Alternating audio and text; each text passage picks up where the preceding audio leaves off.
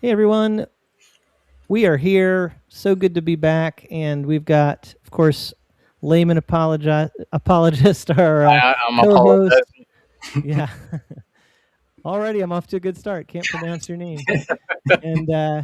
And Orthodox Philip, our guest today. Hmm. Great to have you here, Philip. Thank you for having me. Very happy to be here. I've been looking forward to this. Yep. Yeah, we're gonna be having great theological discussion today because I mean, two of us, are, broadly speaking, are in the Protestant camp, but still, Layman and I are a little different theologically. Hmm. And now we've got Orthodox Philip. He's the Orthodox amongst us here. Well, we'll get into why that is called Orthodox, but yeah, we got some good discussion as the audience comes in. We as we Hmm. go along, we love to hear uh, questions that you have. And if you do ask any questions, uh, put question in front of that so that we know that It's that's the easier to question pick you're it out. asking us. Yeah. Yeah. Sometimes you guys are just talking with each other, and sometimes your questions are directed at someone else. But I was just noticing this is just I'm just kind of distracted here, and I've got all these buttons that I never use. Um, and I'm not even sure. Yeah, well, I should use this one more often, right? You can So, upload your own sound effects too, by the way. I Yeah. could. Yeah. There we go. Well, I should use that crowd applause whenever I say something that I think was really worth the There you applause. go. Um, then And we we've see got. Colton and Sam in the chat. All right. Very good. Yeah, we got more people showing up. Yeah, I was Hmm. just testing my buttons. What's this one here? Yeah, I can't think of a use for that for what we're going to be talking about. And This then, is why I say you should replace them and get your own. yeah, what's this one? Oh, now that I could use actually. It's like a kid with a toy. Yeah. Yeah. Okay, I'll stop. I noticed that as we were going live here, and I always forget about those things. I Now, need a producer. before, oh, that's technically what I'm here for. But anyway, I have a question for you, Tim. Before we go any further, are Yeah. you doing your taste test today or no? Oh, I was just going to hold these up for the See, audience. like I beat him to it. Yeah, we're on the same wavelength Hmm. because we've been doing this together for a while. Yeah. So I So have got you ever seen these these. before? This is not something I've ever seen in the US until I was at this British restaurant where they were selling imported candy and sweets. Hmm. And they had these. Now, I didn't pick these up the first time, but Layman saw a picture of the display that Yep. had these, and he's like, "Those are my." I think you said they're your favorite, right? Yeah, these ones specifically, like the blue ones that have the jam in them. The original red pack one Oh, don't have jam in them anymore, sadly. ah. It says that they are. I like the side here. It says it's a legendary experience of biscuit, mallow, jam, and a chocolate flavored coating. Hmm. Uh, and it's from Burton's Biscuit Company. What is it with? It just made me think of Burton Bible reviews. Have you ever seen those? Yeah, yeah. The British and their Burtons, you know? Hey, it's a good British name. But Philip, you Burton's ever seen these Biscuits and before? No. Bibles. Never. Yeah, never seen those. So one of the things I've been trying to get Tim to do is because we don't get a lot of American stuff over here, but I know you guys do get a fair bit of like Irish/UK things. So I wanted Tim to try these. So Yeah, so I did. I picked them up, but Layman was saying that he wants to try something from the U.S. But I'm maybe the audience could help me out. What would be something something that actually American. Like I don't want something that we sort of have. the challenge is you probably do have a lot of what we have because we send things everywhere, like all the time. Like I was just eating Hershey's chocolate. You've probably had that because that's just yeah. So what is it that we have that we don't export? Is there anything? You're gonna have to tell me. All right, Yeah, I'll I'm bring trying to it up. think. I'll bring it up again later too because we may Yeah. have other people here and guys. You in the comments you can brainstorm if you think of anything or if Philip thinks of something. Well, he was Maybe. going to Yeah, I'm name something. thinking. Oh, you're thinking. Fair. I'm thinking. Yeah, I'm thinking. I'm Okay, not we got too sure. a vote here from Sam, Three Musketeers. Have you had that Had before? it. Yeah. It's going to be hard to find something that he hasn't had. Twix is UK. Oh, Really? Yeah. It's from the UK? Well, I don't know if we're like the originators of it, but like we have a Twix factory here, so You yeah. have your yeah. It's kind of like Kit Kat is all over. Like there are places that have more Kit Kat flavors than the US does. Mm-hmm. Yep. Even though I think it's probably started The in the only US. thing I think you guys that would have that we properly don't have, but like it's not something you could ship me because it would spoil, but it's probably some of your fast food places. Well, the way they make our fast food, it probably would actually wouldn't go bad even by the time it I got to wouldn't you. be taste testing it then. What Layman, is- I'm yes. curious. Do you have other European things like Milka chocolate, for example? Yeah. Yeah. Okay. It's pretty rare here. I mean, you can find Yeah. it, but it's rare. We have access to like so the UK left the EU, like we're no longer part of the European Union, but we still have a lot of access to like European foods and drinks and stuff. So Okay. Have you ever heard of Roshan by any chance? It's doesn't ring a a bell. okay. Yeah, I'm just curious. It's a Ukrainian sweets company. They do a lot of exporting. I wasn't sure if it made it over there to Ireland. It's very rare here, It but yeah, might have, I just don't know it, but yeah. I'll take a look anyway and see. yeah. They make good cakes if you ever find their cakes. Nice. Now what is Mounds? Ah, we found one he doesn't know. Yeah, man. That's one of those you're either gonna like it or you're not because it's coconut. Yeah, I'm alright I with think it coconut. has a different name that I've seen in Europe. I think it's called Bounty. In Oh yeah, so then we have it. Yeah. I'm glad you mentioned that. You're right. In Europe, they have Bounty, and that's pretty much the same thing. Yeah. yeah. You Yeah. Americans need to try harder. And then Sam also said Seeds send him a candy. box of C's candies. Now I've What heard C's the candies? I don't know what that is. Oh, well, really? I've heard of these, but I don't know Someone about. needs to send me a box of that too.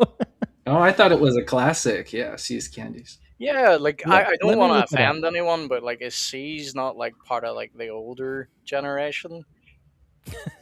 Yeah, they're still around. Yeah. Yeah, but like Okay, that'd be so like over here, this might not land the same way with you guys, but like over here we have a sweet called Werther's Original. Young people will not buy them because years ago when Werther's came out, the advert was like directed towards older people. It was something like old men were seen sucking on. So nowadays, young people won't buy them because they're like, yeah, that's old man candy. okay. Interesting. Well, let me show you. Tim, you Gotta have upset Sam here. She's like, you don't know what C's is. Sorry, Sam. I'm sorry. Oh no! Uh, Don't send me them. Why not? I am not a chocolatey person. Because I was going to say this reminds me of Russell Stover, which I've certainly had those. Yeah, it's Russell funny when Stover someone chocolate. says box of chocolates, I think of C's. That's the first thing Mm. that comes to mind. And you're over on the West Coast, right? You're in Yes. California. Yes, in Central California on the West Coast. I wonder if that has anything to do with it. It could. Have you Yeah, it could. have you heard of Russell Stover though? Yes, and I'm curious. Have you heard of Ghirardelli? How far does that go? Because I know that's based in Yep. San Francisco, which is a west. So Yep. I'm not sure how far that Ghirardelli goes. has definitely made it Okay. here. Yep, for sure. But that C's, I can't Okay. say that I've ever seen that before. Yeah, it could be a California thing. Yeah. Yeah, Could be. maybe. Because you both knew it right away. Yeah. Well, I only That know it just because like shows you. stereotypical American adverts we get over here. That's how I know it. This is going to be so hard, Layman, because you've either tried it or Or you we have a don't. version You of it. already just don't like, like don't send me chocolate. I mean, yeah. Oh, that's funny. So Colton here said candy might be hard. How about a Texas shaped waffle? I think what you're all gonna have to do is just like come up with a plan of what to send me. I do know one thing that I've told you about, which is a regional soda that we have in New England called That's what Moxie. I was gonna say. Like one of the best things you could probably send me is like a soda or something. Because like yeah, Yeah, and Moxie is a real you have to have that acquired taste. A lot of people don't like it, so it'd be really interesting to get your take on it. oh Tony's arrived. Yeah. So yeah, for anybody who's just coming in, we're trying to brainstorm something for Layman to taste test Something because American. I have the wagon wheels from the UK, so I'm trying to figure out is there any candy or sweets that I could send him? Although he's already told me that our candy is too sweet, right? You guys and your sugar. It's like I liked. I've said this before. I liked the candy I received, but honestly, the first time I put it in my mouth, I didn't know what to do. It was just like sugar on sugar on sugar. Because like in the EU, we limit how much.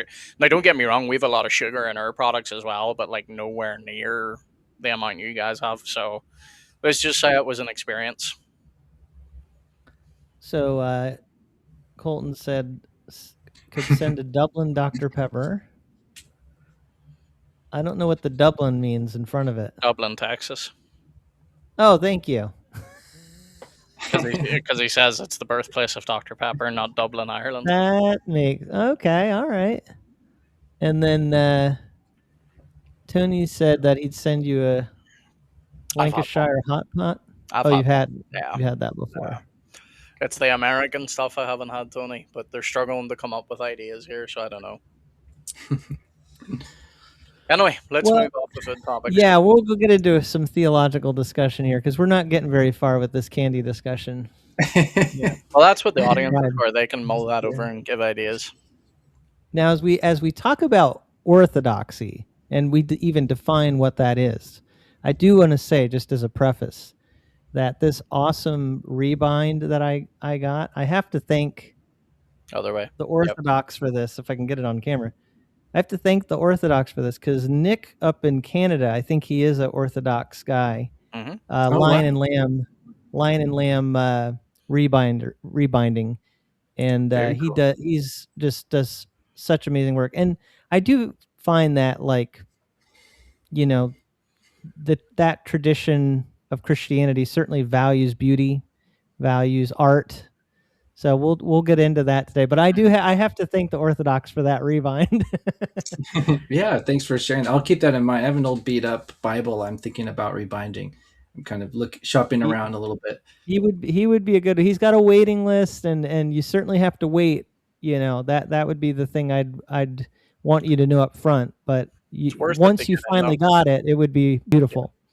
Yeah, Yeah. cool. Yeah. So why don't we start with maybe just defining that? Well, I want to hear your journey, your spiritual journey, and where you came from, what church background you came from, and how you got to be an Orthodox Christian. But let's talk about why do we call it orthodoxy? How would you define that? Yeah, so it's funny if you read any internal document from the Orthodox Church where it's Orthodox Christians talking about the Orthodox Church, they actually don't use the word Orthodox Church. They tend to call themselves the Catholic Church. Mm-hmm. So you hear in the Nicene Creed, for example, we believe in one holy Catholic and Apostolic Church. But of course, if we walk around saying we're the Catholic Church, you're going to have in your head, oh, you must be in communion with the Pope of Rome because you're part of the Catholic Church. But that's not our communion. That's not our community. So we use the term Orthodox, and I say we very generally around the world, to distinguish ourselves from the Catholics, but to identify ourselves around some name. The name Orthodox is very, very old. You can find it as far back as Saint Athanasius. He's talking about Orthodox Christians, and the context is in the context of Arianism. So he's comparing the Arians with the Orthodox. So the idea behind it is that these are Christians who have the correct understanding of theology, not the Arians or Mhm. whoever. And the Yeah. term just kind of became a convenient way to distinguish ourselves from others who we considered to be heterodox. So it stuck. Yeah. Yep. That's interesting. So in on that definition from Athanasius, then we're all Orthodox who hold to that his view of Christology. And Yeah, it's hard to do it retroactively, like to drop yeah. Saint Athanasius in today's world. What he would say is probably pretty difficult. But I would Yeah. say, at least with the question of Arianism, yeah, we would all. I don't think any of us would fall into the Arian camp. What he was referring Okay. to. Yeah. All right, I've got a little cameo appearance that I wanted to just take a moment here to let someone say hi to her. This is my grandson. Hey, buddy. This is Hello. unfortunately he can't hear because I have a earbud in, so he Yeah. can't really hear. But I'll let him sit here on He can camera see for a maybe. second and say hi. They're Bro's just waving like, at you. bro's like, They're why have you waving brought at me on here? you. Yeah, so Yeah, serious. yeah. He has got Well, I don't know whether it's the camera or not, but he has got very dark eyes. Like, are they yes, brown? he does have dark eyes. Yeah. I Yeah. think they're kind of a dark brown, Nice. which is in a lot of our family we have blue eyes, but Yeah, they stand out. yep. But he's got the brown eyes. Mm-hmm. Yep. Well, he's not going to sit here too long, but No, but he does not look wanted to happy show him doing off a that. little bit. Hey, Yeah, buddy, he's thanks great. for coming He's great. on. Bye. Very sweet. Yeah. Yeah. So we were talking about, how you define orthodoxy. And you're right. I mean, but for that matter, what would Athanasius think of Christians in general today? Like even if he were in an Eastern Orthodox church, or if he was in a Catholic church, or if he was in a, you know, Protestant, it'd be just so interesting to Yeah. transplant someone from the past. Just like if we went back then, I think it'd be very disorienting for probably all of us to actually Yeah. experience what other Christians thought. And later I'm going to talk about. I saw one of your videos about deaconesses, and you were talking about Right. baptism. I mean, they had some interesting practices. Yeah. Yeah. And I was thinking the same thing as I was reading it. It's like, wow, I don't think people in my church would be comfortable with some of these practices. Maybe they would get used to it. It's not like it's wildly different, but it's Yeah. different enough that's like, oh, this is a little different. Well, whenever you read their like, I'll not get into it right now because we're moved on to Yeah. it. But whenever you read their reasoning for why baptisms took place without clothing, like, you can be like, okay, yeah, fair enough. But Right. Right. yeah, we'll get into that.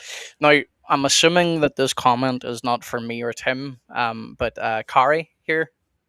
Oh, she's saying hello to baby Nate. That's my grandson who was just on. I didn't actually mention his name, but it That's what is I was Nate. wondering. But then I was like, is this someone for Philip? So I was like, okay. Yeah, yeah. Yeah. And I Good to see, see you, I see Gary. Tony. Glad. Yeah. Go Oh, ahead. I Sorry, was what was just that? going to respond to Tony's comment here. He said, "Pope of Rome, you mean one of the five patriarchs?" So yeah, it's true in the Orthodox Church.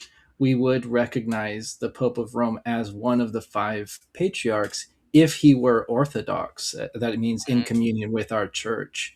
Yep. So before the schism, there was a Bishop of Rome who we considered part of the Orthodox Church, and we called him Pope and everything, Hmm. and we consider him one of the five patriarchs. Now we wouldn't necessarily call him that per se because he's not part of our communion anymore, Yeah. unfortunately. But yeah, that term is probably preferable from an Orthodox perspective because it has the sense of a group that he's Yeah. along, among brothers, the other patriarchs. We value synodality more than a more Hmm. kind of tyrannical leader. Not that every pope is tyrannical, but sometimes it certainly felt like that. Well, especially in the past church history, there's definitely been Yeah, some tyrannical popes for sure. yeah, And another interesting thing, I don't know if, because again, maybe, and I'll just speak generally, maybe a lot of Protestants wouldn't know this, but in church history, there was more than the Pope of Rome called Pope, because all Pope means right. is Papa. It just means Papa, Father. So That's right. there was more than the Bishop of Rome called Papa. So In So that's what fact, I was going our to ask yeah, specifically was would you call other bishops popes? Like, would you have the Pope of Constantinople or the Pope, just like you have the Pope of Rome? yeah. I was just gonna say there's one other bishop we have that we still would refer to as pope, and that's the Patriarch of Alexandria. mhm. So as far as I know, it's just those two who have that title. I don't know where or when it started, but um, yeah, we would So refer to that's both. Mhm. that's like a highest honor title then? Yeah, as far as I understand, it's one of the highest titles you can get, and it's honorific, of course. It doesn't mean there's some kind of Yeah. special powers per se. It just recognizes the dignity of that office. And Alexandria being one of the most ancient churches, it in at the time in the early church was one of the largest churches, most important churches in the whole world. So it naturally was a place that, if you're bishop there, you must be a really good bishop because it's a very important church. Hmm. And this is Alexandria in what country? Alexandria in Egypt. That's what I thought. Yeah. Yeah, because you hear some Christians really criticize Alexandria. Right. Yeah. Yeah, and it's a little bit it's a new thing, right? The Yeah. church historically has loved Alexandria. Saint Athanasius is from Alexandria, for example. Nobody Wow. would criticize him for his theology, but yeah, Yeah. Alexandria was the place where the Septuagint was translated. We have lots of church fathers from there. Very important city. I think it's named after Alexander the Great. So. Yeah, I think that this Yeah. aversion to Alexandria came up in the context of the Alexandrian text type, right, for the Yeah. New Testament. But historically, it's been considered one of the most important cities in the Roman Empire, and I think one of the most respected. That makes a lot of sense. And there's just endless stuff to learn. So I'm so glad we get the chance to talk about these things. Yeah, And by the way, that this I want to make sure that as best we can, and if people have questions, feel free to ask. Hmm. When we talk about the schism, some people have never heard like that. That is totally new. So Christianity at one time, institutionally, generally speaking, was all together for a right. very long time, like basically the first 1,000 years. Hmm. And then, do you know the exact year it was that that schism took place? 1054. Yeah, the sort of, how do I say it? The short answer is 1054. Yeah. The long answer is there was a slow development Right. in two different directions that goes back. Some people trace it back to the 8th century. Some people trace it back to the 4th century. Really, when there were just different ideas that developed over time, and they sort of clashed very violently for the first time. Um, Probably in the 8th century, 9th century, around that time, with the Photian schism. Google it. It's a really crazy story, but yeah, around the Patriarch Photius, there were some issues between the East and the West there, Hmm. but those got resolved and they were together for a few more centuries until 1054 was kind of the cutoff. They never really recovered. Yeah. The Eastern and West. They tried. There was a few councils to try to restore communion between the East and the West, but from our perspective, Rome was basically saying, accept our position or no communion. And we didn't really feel like there was a lot of um, compromise on their part. So, but yeah, that's Yeah. I would say 1054 is a good marker to mark on your mental timeline. Mhm. But just That's kind understand of there's when there was like excommunications taking place. That's Yeah, there was right. yes, that's right. The Mhm. Pope excommunicated the Patriarch of Constantinople, I believe, at that time. Okay. And before that, while it wasn't part of the what we now know as the Great Schism, the Oriental Orthodox broke off before that. So Right, yeah, right. Yeah, so there were some issues before with Oriental Orthodox. Some people, and these would be more of like your secular scholars, will try to put Gnostics in the Christian camp, something like this, and so they're Christianities plural, but that's not how the church has ever understood Gnostics. We've never understood them to be a part of yeah, Christianity. It's a sort of total outsider sect. I would say probably to my knowledge, which is not vast about church history, but I seem to recall that Arianism was a much more rampant theology in early church history. And so what you Yeah. mentioned earlier about Orthodox teaching and Athanasius, he was dealing with Arianism, you said, I think. Yeah, that was Um, the big controversy of the 4th century. And it continued. It was a problem up at least into the 7th century. There were still Arian communities, and hmm it's mhm. very tempting to be Arian because it demystifies the Trinity, right? You don't have to think of three persons as being one God. You can just think of one person as being fully God, and it's a little bit easier to swallow. I always I think find, that's yeah, widespread. I'm so Mhm. glad. Glad we're talking about this, and let's just define it. So Trinitarians, you kind of already were mentioning that there. That would be the Orthodox position. I mean, and when I say Orthodox, not just Eastern Orthodox, but like all Christians really would say it's Orthodox to believe in the Trinity, the Right. Yeah, Father, the Son, I and hear the Protestants Holy use this term all the time, orthodox, in the context of theology. yeah, It's a Spirit. vernacular English word that just means right belief. We mhm, say sometimes orthodox big O, orthodox little o, right, to kind of Right, distinguish between right. the noun or the formal We do noun it too. name.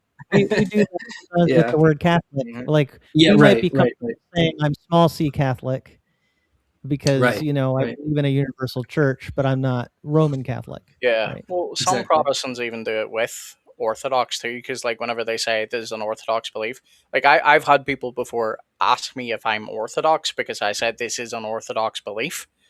What I've meant in that situation, no, like you cannot hold opposite to this opinion and call yourself a Christian, because ultimately that's what Philip's saying. Like it means right belief.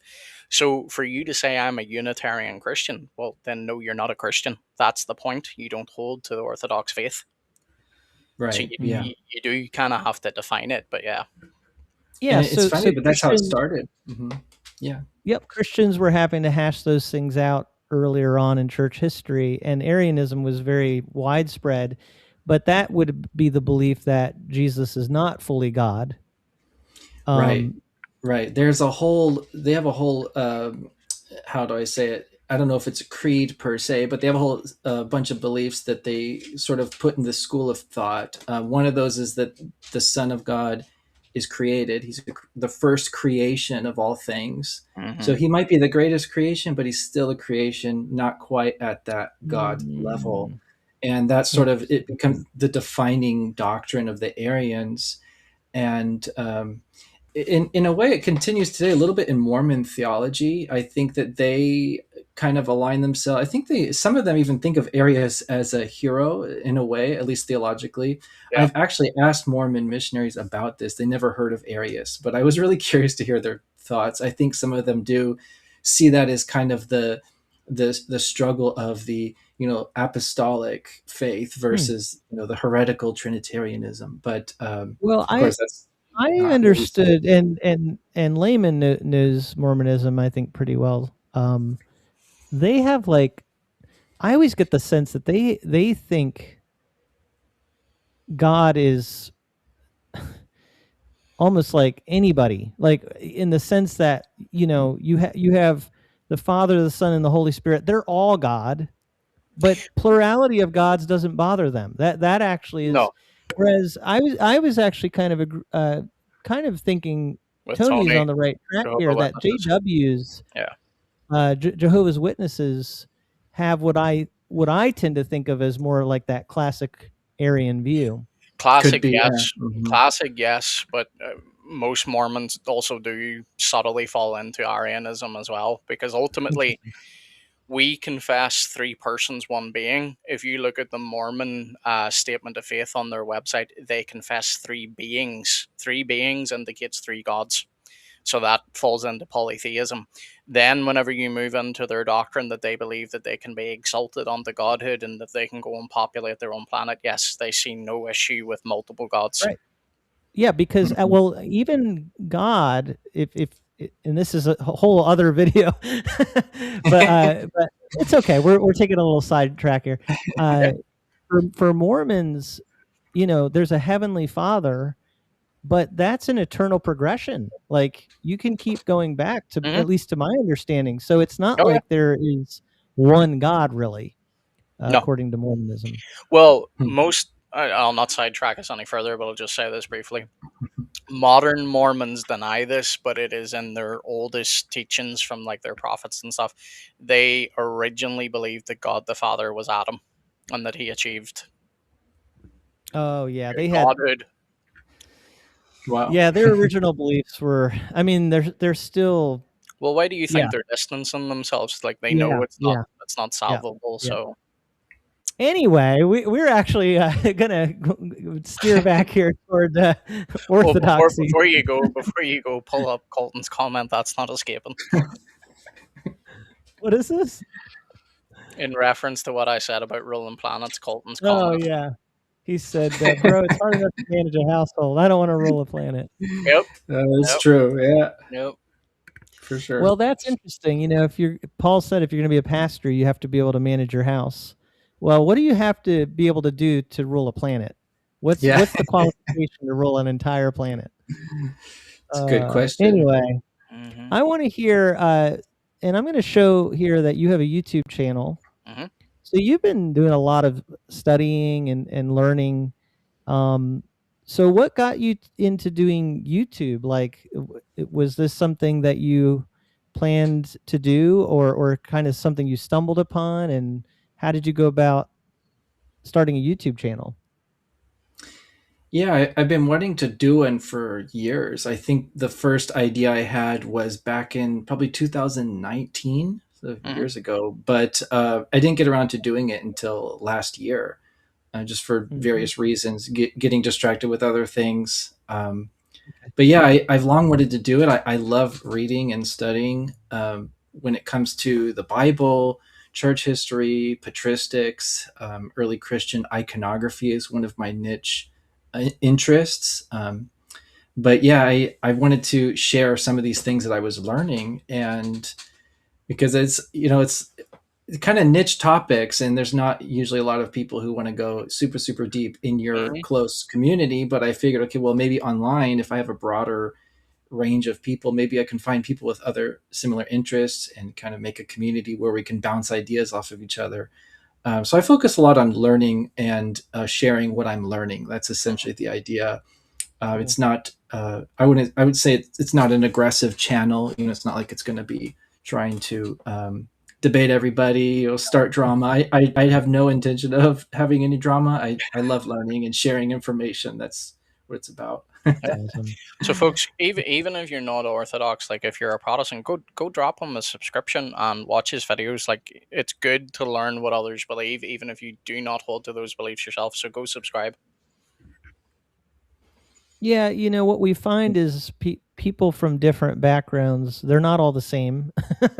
And actually, Layman and I were, I think, talking about this before we even went live. Like, there are bad representatives from every group, and sometimes, I mean, I can't think of his name, but there is a Orthodox guy. It's like him and his wife. Actually, they're very well known. They do a lot of debating, but they are like, whoo, you know. Andrew Wilson. Yeah, I think that might be it. Like they don't seem to act very gracious. We'll put it that way. And when you think of Christians, I there's a sense in which, I mean, not that we always are going to speak in soft ways. There are times where we need to be firm and we need to stand for what's right. But some people are just known as just like, I mean, it kind of reminds me of what Paul said at the beginning of 1 Corinthians 13. If we don't have love, we're just a clanging cymbal. Yeah. And maybe someone mentioned that before, actually last week when we were talking. That seems like something someone mentioned, Hmm. but it's like clanging cymbals, and so it's so refreshing when you can find people who are like, look, I really believe this and I have convictions about it, but I really want to have discussions, I really want to inform other people. And Right. also, I don't know how much this is kind of like, did you already announce that there was going to be a debate? You guys were talking about a debate.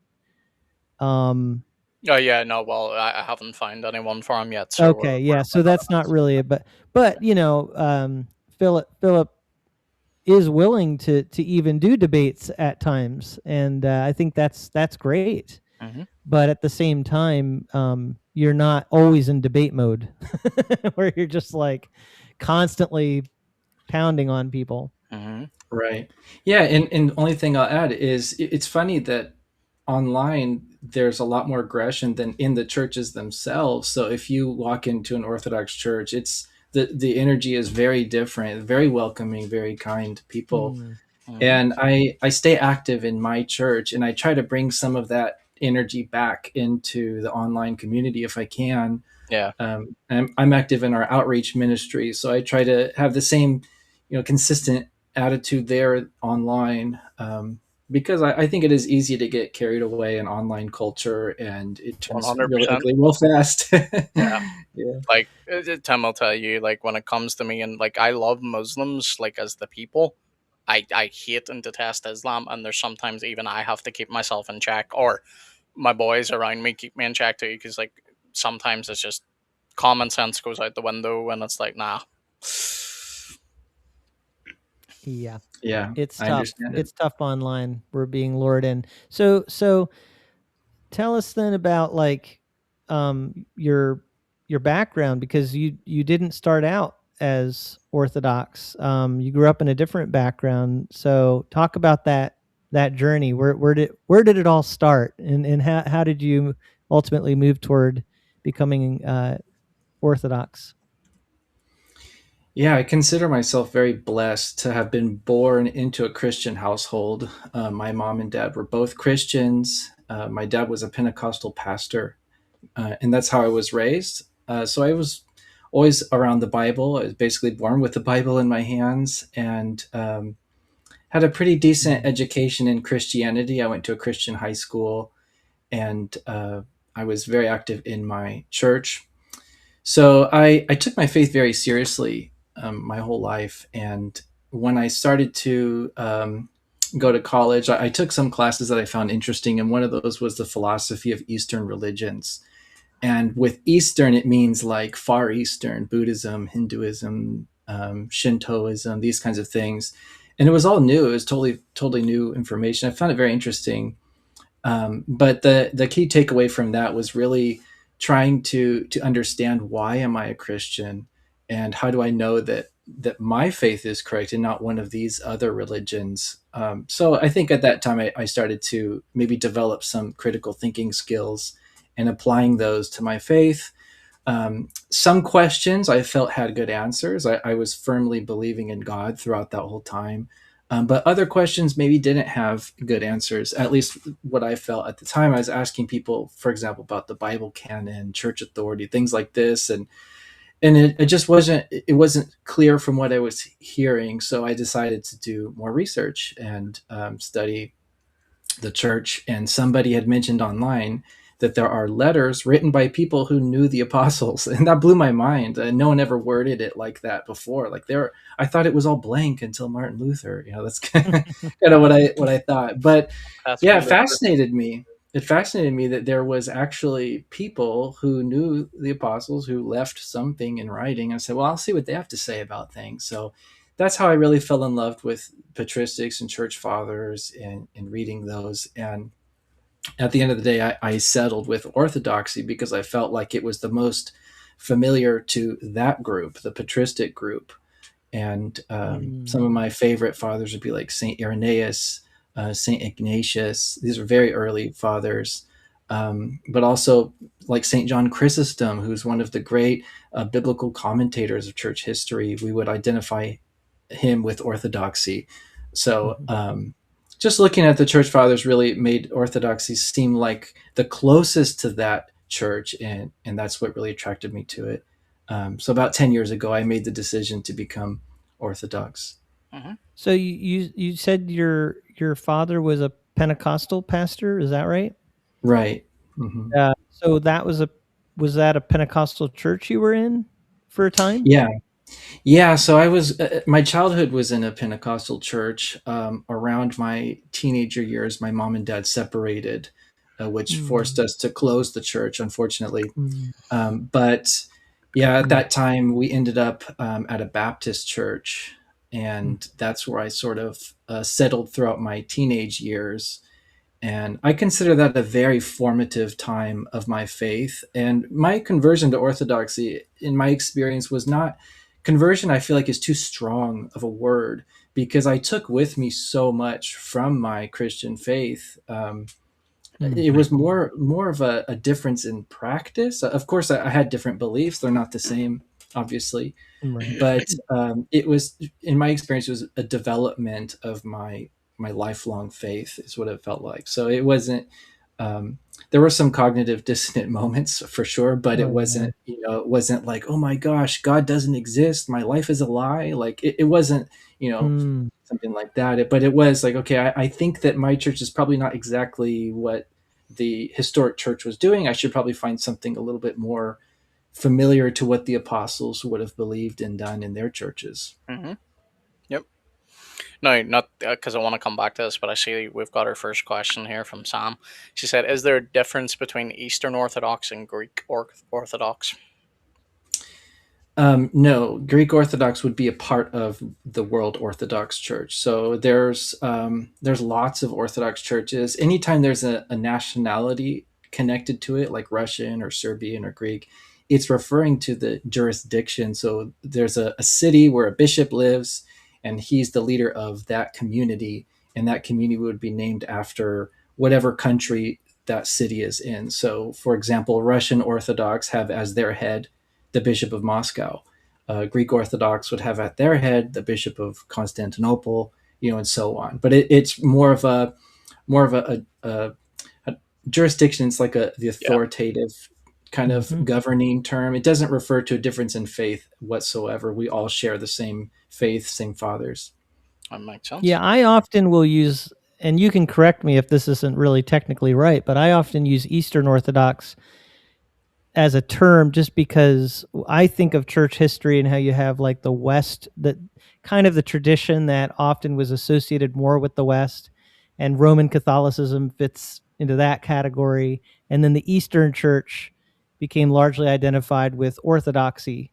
And so that's where I tend to, in my mind, group those things together just to identify the difference between East and West a little bit, because Orthodox is such a broad term, which we were talking about before. It depends on what you mean. So Eastern Orthodoxy, that's when I'm referring to those churches that really identify as the Orthodox Church.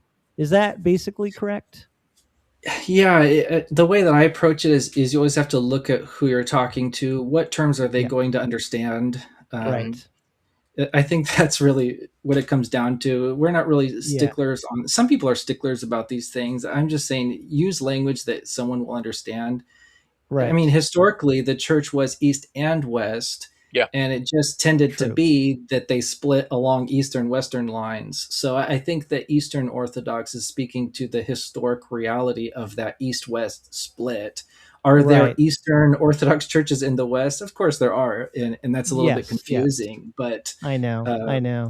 But I think I just wanted to say that partly so that people understand a little bit of that historical perspective and why people might use those terms. It's not to say specifically you have to be in the East to be Orthodox, obviously. But I mean, the world has obviously changed so much, because now We travel the world so easily, but you can Right. imagine how many people historically, like, they lived in their places, Right. Right. Right. that's where they lived. And they weren't traveling Exactly. all over the world the way we do today. Yeah. Now, to go back into what we were talking about before, because I see Tony's got a couple of questions building up here too. But whenever you Mhm. were, because again, converting, I don't think is the right word, like you said, but whenever you were transitioning from your more Pentecostal background into leaning towards the Orthodox faith, what was the biggest sticking point for you? Like, what was the hardest hurdle to overcome? Yeah, interestingly, in the beginning, it was baptism and baptismal graces, because that was something that I had a hard belief on, that baptism had no graces. It was just merely an outward act. But that was challenged big time when I started reading the early church fathers and seeing, wow, they're consistently, unanimously, it seems to me, talking about baptism and the infusion of the Holy Spirit happening simultaneously, right? And even some Protestants, Yep, well, I think Lutheranism has something like this too, but they're that just challenged me a Protestants that lot. believe in it. It challenged me a lot, and that once that hurdle was over, then I was sort of a little bit more prepared for the other ones. Thinking, okay, well, maybe if that was um, a difficult point, there are probably other difficult points. The Eucharist was one that was kind of seemed odd to me. I had to work through that. Is it what is the bread and the wine at the altar? What does it continue to be? Is the body and blood of Christ? What does that even mean? These Yeah. kinds of things. We're all. I mean, obviously, I think everyone here is familiar that these are differences between some of the Oh yeah. denominations of Christianity. So naturally, you can understand, going from a Baptist context to an Orthodox context. Those were some of the big topics that came Yeah, up. for sure.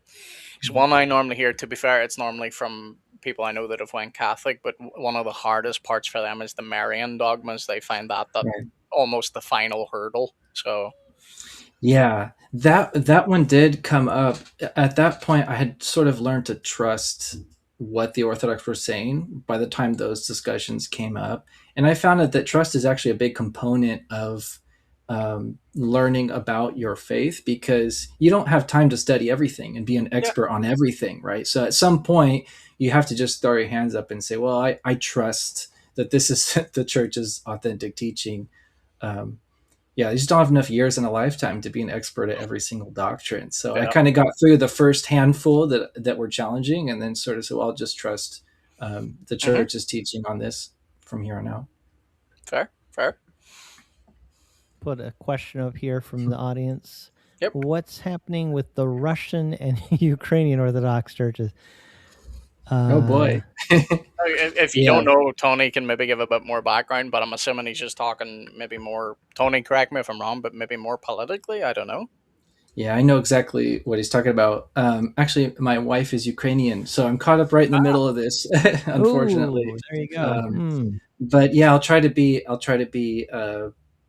brief with it, because it does get quite complicated. The issues between Ukraine and Russia and Constantinople, who's also involved in this, go back centuries, from the time of the Tsardom in Russia, and there were issues in Ukraine because the Polish Empire was expanding eastward into Ukraine, and they found themselves at a sort of tug of war between the Polish and the Russians. And anyways, it's always been that situation from then forward, whether it's the Soviets and the Nazis, or the Polish and the Russians. Now today it's Ukrainians versus the Russians, and so on.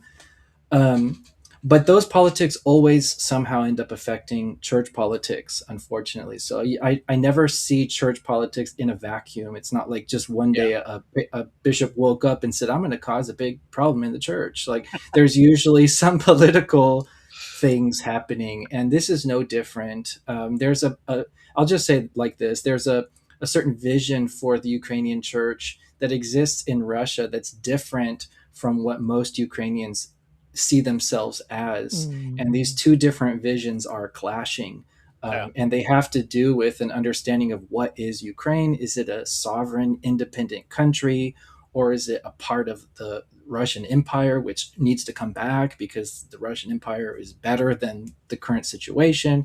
There's different interpretations of history that end up affecting how to understand Ukraine. But as I understand it, the takeaways, there's just two different models that Ukrainians and Russians want to see in Ukraine, and they clash.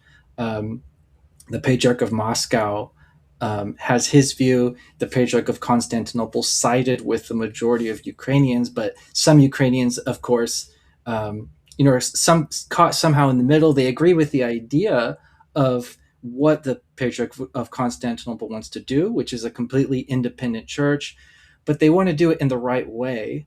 And this would be, for example, the Ukrainian Orthodox Church. They say we want to be independent, but we want to be independent with the permission of Moscow, because they would recognize Moscow as a spiritual head. Some people, to heck with Moscow. So you just have different opinions, and I don't know if it's making sense what I'm saying, because, like I said, it's complicated. But what we believe at the end of the day is that it will get worked out. It always gets worked out. It's not the first controversy. If you read Eusebius in his church history, he gives the whole history of the early church. It's been controversy after controversy after controversy. God always works through it in spite of people's mistakes and sins, and it will get worked out. So we just believe in the Holy Spirit to do his thing, and keep praying for Ukraine, keep praying for Russia. I'm under that. And it's not just American Christians that have to grapple with political realities. Obviously, like it impacts all of us throughout the world, whatever context we're trying to live out our Christianity. Right. Wow. And that's really interesting. There's just one more from Tony as well there, Tim. Yep. Any books you would recommend for a Wesleyan Arminian Protestant who wanted to better understand the Orthodox Church? So one of the best books I would recommend it's by Father Josiah Trenum. It's called Rock and Sand, and he used to be a Presbyterian pastor. He became Orthodox, and he contrasts those two beliefs throughout the history of the Reformation. So he goes through each of the mainline Protestant denominations and kind of talks about their history from an Orthodox perspective. I think it's a great way to sort of get an Orthodox take on some of those differences, if you want to see that perspective, because it's specifically about the Protestant beliefs from an Orthodox perspective. Yeah, that's what jumped to my mind first. He also has a YouTube series on it, I think, where he talks about that content. You can watch for free. Yeah, you can find that in Patristic Nectar. Yes, Patristic Nectar, that's right. I like him. I listened to him a good bit.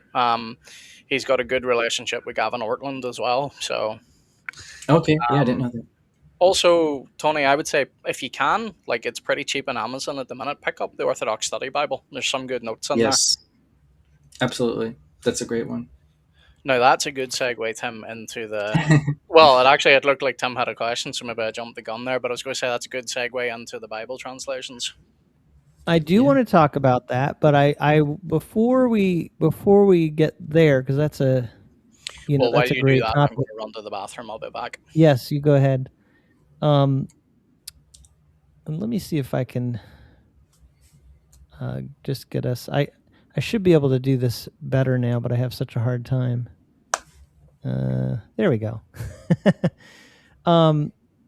Yeah. So I was going to ask you about, when you move toward Orthodoxy. I don't know how old you are, but something I've noticed is that it does seem like there are quite a few young people gravitating to these older forms of Christianity, both Orthodox, Eastern Orthodox, as well as Catholic. There are plenty of people gravitating to both of these. And, I guess I'm curious what's your perception of why people are being drawn to that at this moment? And does that overlap with the reasons you had? Do you feel like kind of a shared perspective with what's happening with the young people now, or was your case kind of different than what you're seeing today? Yeah, this is something that I've heard from every priest when they talk about it, is that there's so many new people. I know at our church every Sunday there's at least two, three new people visiting, and this is unprecedented. It 10 years ago this would not have been the case.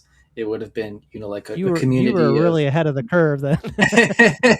yeah, and I do feel like my case was a little bit different. I didn't Right. have the online community that exists today. Mine was Mm. very it was very limited. uh, Basically it was reading books, physical books. I didn't have a lot of YouTubers to watch at that time, but Hmm.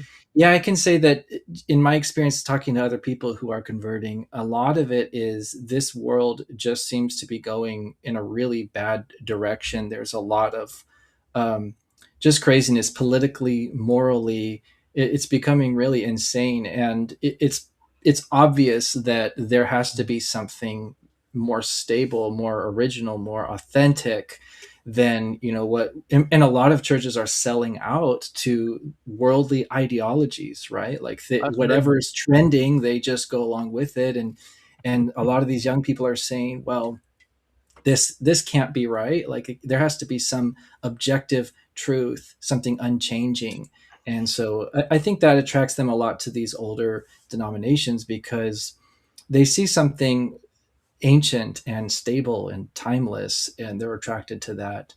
And it gives them a lot of reassurance that as the world continues to go crazy, these churches will continue to be the same.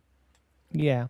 And I do find like we can sometimes oversimplify what's happening, because not all young people are gravitating to the old forms of Christianity. Right, right, Some right, there are plenty of modern contemporary type ministries that are growing too, but Hmm. it is kind of bifurcating out a lot today, right, right. which is really fascinating and interesting to see what's happening. But I agree with a lot of what you said there. I think, especially how disorienting and unstable everything is today, people want something that they know has stuck around and is going to stick around. It isn't just following the latest trends, Right, right, right. because they get Yeah. plenty of that in the world today. Yeah. Yeah, and you know what? Um, One more thing I thought of, I hear this often from inquirers into our faith, is just the sense of reverence in the Orthodox Church is a big contrast to what they're seeing at a lot of their churches. It's very mhm, yeah. obviously not about you. When you come into an Orthodox church, it's about worshiping Jesus. Everyone is facing towards the front of the church, towards the altar, even the priest. And this is something now that's becoming virtually exclusive to the Orthodox Church, is that even the priest is facing towards Christ. Because it's Mhm, like the early church describes the church as a ship, and it's a like Noah's ark, right? So the people are in the ship of salvation, and so mhm, the priest is sort of like a captain of this ship. mm, And they like that. They walk in there and it's, no one's looking at me, no one's trying to talk to me, no one's giving me coffee and donuts and whatever. It's just, we're here to worship Jesus. And I think that they like the sense of, it's not entertainment, it's not flashy. And no one says that stuff is bad. Like there's nothing bad about it. But if you don't have that reverence in your life in any place, not even in your church, you can hunger for it. And Hmm. I think a mm. lot of people find that reassuring it, and fills a hole in them when they can come into a church and just be silent and reverent. Yep. Hmm. So kind of now getting to the translation topic, and I'm going to bring up this question Hmm. that's on here, but it's kind of following this same trend. I'm noticing, for example, the New Living Translation is very contemporary, and a lot of people are adopting it and enjoying it. But along with that, there are a lot of people that are, getting more and more drawn to older translations. And even if they were using, just as an example, the ESV, now they're like, hey, I actually think I want something that's been around even longer and is more stable, like Right. the NKJV or the Yeah. KJV. Yeah. So, It's interesting, but there's a parallel. Yeah, that's true. yeah, yeah. So, people picking up their KJVs and going to the Orthodox Church, right? That's Yeah. going going real traditional. Yeah. So one of the questions, though, before we really get into English translations in general is specifically about the Septuagint, which is the Greek translation of the Old Testament. So, what's the best English translation of that? Yeah, it's one of my favorite topics, the Septuagint. So there's only a handful of them on the market. There's not a whole lot of options. I would say for reading, if you want to just read it, probably the best option is the Orthodox Study Bible. It's a King James, our New King James style translation. It's actually the New King James adjusted to the Septuagint. So it's sort of like they started with the New King James text and then they compared it to the Septuagint text and they changed the English to match the Septuagint. So it's very readable and it's not hyper literal, but it's not super dynamic either. It's very accurate. Another good alternative is called the Lexham English Septuagint. That's another excellent translation of the Septuagint you can read. I find that to be the most, I would say, accurate and true to the Septuagint. So if you want to see a pure Septuagintal reading, grab that Lexham. Because sometimes the Orthodox Study Bible might favor the Masoretic reading a little bit more just because it's based on that New King James. But yeah, those two I would say are probably the best ones on the market. I would also say the Brenton is pretty good. I have one on my shelf, but you probably won't. No, I don't. No, you can't see it there, but it's up there. Yeah, Brenton's good. There's also a Nets. It's a Yeah, that's the New new English. English translation Yeah, to yeah, and that one's very good for research. Like if you're studying the text and you have the Greek in front of you and you put that Nets next to it, they're really close because it's very literal. It's by scholars. I think it's for scholars. It's not, it's kind of clunky a little bit when you read it because it's not trying to be nice. It's trying to be accurate and yeah, literal. But it's very good for research. I tend to use all of them for different things. yeah. Yeah. Well, Tony says there that he seems to have the majority of them. If you have the majority, Tony, I would honestly check out the Brenton translation. I like it. It's pretty good. Yeah, Brenton's great. I love the Brenton trend. Yeah, the only thing with the Brenton is it follows the Masoretic text book naming system Hmm. and canon and book order. So it's Yep. sort of arranged like a Masoretic text translation. Yeah. Lexham is going to be reflecting not just the text of the Septuagint, but also the books it contains, the book orders, the book names. So it's going to be feel a little different in those ways. But yeah, that Brenton, as far as just the translation text goes, it's really a good one. It's, I Mhm. think, more traditional English. So if you like that older And style English. part of the reason I think a lot of people like it too, it's public domain, so like it's you can get it easy, and it's free in most cases, unless you want a printed version. By the way, the Brenton also comes with the Greek in it, so you can have the Greek and the English. I think that's the publications that are out right now contain both, so you Hmm. get a bonus Greek text with it. I did not realize that the Orthodox Study Bible had a modified New King James text. That's a really interesting point you made about that. I had a Greek Orthodox priest who I met with for lunch one time, and we spent an afternoon together. And he actually gave me an Orthodox Study Bible. Oh, It was nice. really awesome. So I Yeah, still have that, and now I'm really I want to look more at that, Hmm. specifically some of those passages where you might see some of those differences. See, that would make a good I, video for you to do too, Tim. that's Differences. true. Yeah. Yeah, yeah, that's true. yeah. Yeah. Yeah, in the Septuagint, it's not just an Orthodox Bible. There are a lot of Protestants who are moving towards the Septuagint priority position, just because for example, the Dead Sea Scrolls have Hebrew scrolls that are closer to the text of the Septuagint than the Masoretic text, and so people are saying, "Wow, this is not just a bad translation of the Hebrew. This is a different translation of a different Hebrew text that's now Mhm. lost." So it's gained a lot of respect recently, which is kind of cool to see. And it was the universal Old Testament of the church for a few centuries there, Hmm. and even after the time of Jerome, it continued to be popular in the West through the Vetus Latina until eventually was replaced entirely by the Vulgate. But yeah, so Hmm. it's a great Bible for anybody. Yep. Hmm. Now, what about the order of the books? You did mention that a little bit earlier.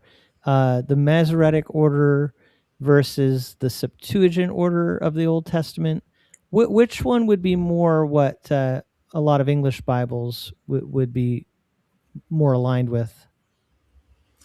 Yeah, I think every single translation I've seen from a Masoretic text has had the same book order, but I don't think that it's reflecting the Masoretic textbook order. I think it's Okay. reflecting maybe an English book order tradition. Maybe it started with Bishop's Bible or something. You can Google which one Sure, it first came from started. somewhere.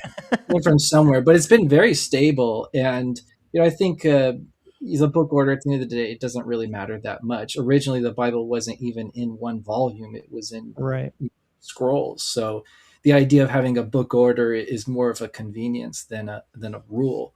But the Mm, Septuagint, just there is no, technically speaking, there is no Septuagint book order because the Septuagint started off in multiple volumes. okay. Or sets of scrolls, arranged in Right. different places. But Right. there tended to be, I think there's 7 blocks. I'm trying to think of the way the scholars word it. I think there's 7 blocks. It's like the Pentateuch is one block, and then there's like the Psalms block and the Prophets block, and those blocks can be in different orders. But the Okay. order within those blocks is consistent. So you're never going to find, like Exodus, then Genesis. It's always going to be Genesis, Exodus, Yeah. Leviticus, Numbers, That Deuteronomy. reminds me more of like the Hebrew Right. groupings where you have the law, the prophets, the Right. writings. You have Yeah, groups. something like And this. within Yeah, exactly. Yeah. that makes Er, sense if you're dealing with scrolls. Yeah, yeah, yeah. Yeah, you can imagine what order are the scrolls in? Like, it's a weird Yeah. question. Yeah. But having them in groups together to Yeah, identify major themes. Yeah, that makes sense. Very yeah. interesting. Well, So, you even see it in scripture though, but like whenever your New Testament says that, I'm paraphrasing here, but like such says Jeremiah, and you go and you see the quote's not actually from Jeremiah, but it's because it's in the scroll containing Jeremiah. Yeah, So like that's a even the great point. authors treated it that Mhm. way. Yeah. Yeah, hmm, great point. yeah. Yeah, like you'll So, find out that the minor prophets were all one book for at least since the time of the Dead Sea mm, Scrolls. Hmm. So it's there was no, book of Hosea. It would have been the book of the 12 prophets. Hmm. So just a little bit different way of arranging things. yeah.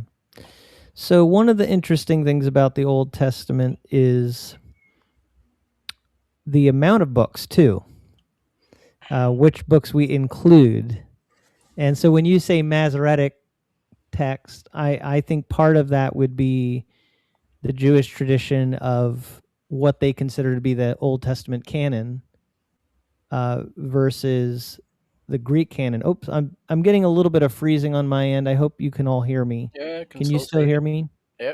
Yeah, I Okay. can. Mhm. Okay. Maybe it's my just on my end.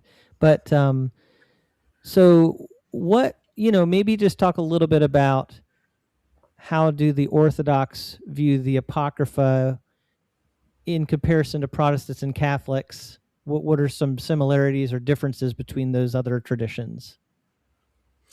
Yeah, this is I find this topic very interesting. I'm actually preparing a video series on the topic of the Bible canon in the Orthodox Church because I do think a lot of Orthodox people don't have a correct understanding of it. So it's not just I'm not trying to necessarily sell the Orthodox position to everybody, but I think that there is something everybody can learn about it because it is quite different than how the West handled things, just because it has a totally different history, right? We didn't have Mm-hmm. the issues with Latin because they didn't speak Latin in the East. Mm-hmm. So there's no issues with like, why am I hearing the Bible in Latin? We need an English translation. Like that question just never came up if everybody speaks Greek, for the whole time. Yep.